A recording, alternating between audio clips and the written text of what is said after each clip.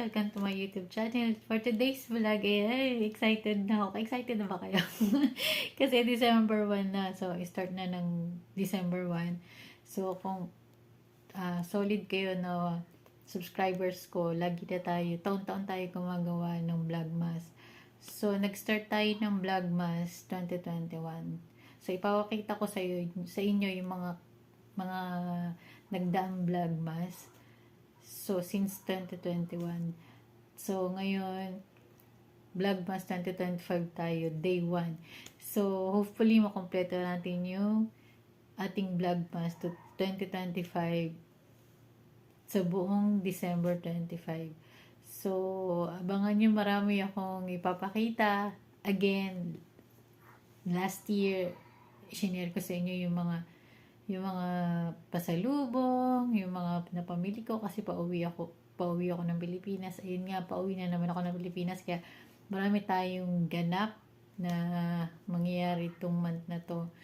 Kasi basta excited na akong ipakita sa inyo lahat ng mga bibilin ko ulit. So, sana panoorin nyo yung aking Vlogmas 2025, mga ka-solid parts. Thank you for watching.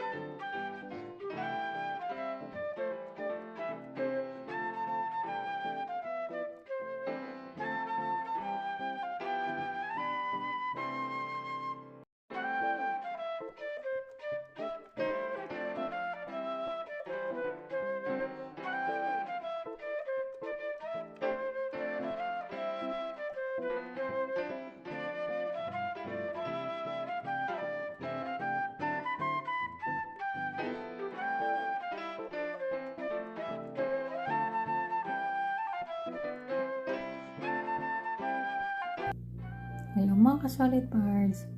Welcome to my YouTube channel for today's vlog. Ayan. Ito nyo pabango. Yan. Nalaman kasi ni Madam na Christmas Eve mamaya. Sinabi ko kasi.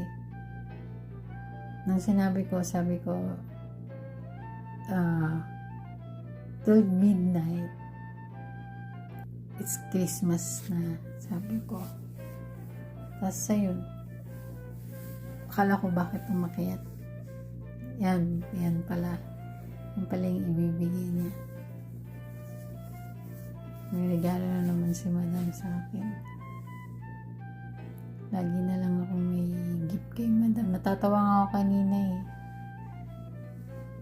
Pero kaming natawa. Kasi sabi ko, ang dami mo lang na ibibigay. Tapos sabi ni Madam, you always welcome. So, ayan. So, hindi ko alam kung gagamitin ko siya or ipapasalubong ko na lang. Kasi ipabango pa akong ginagamit. So, ayan.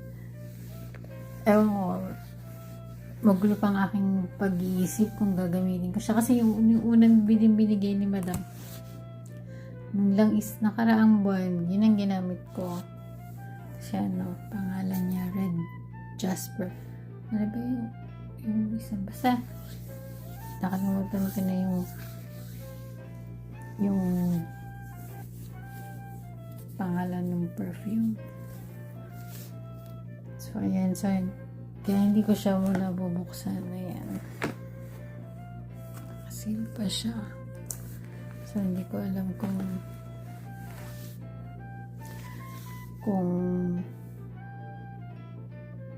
iririgalo ko or gagamitin ko. So, yun lang mga ka-solid parts ng ating vlog today.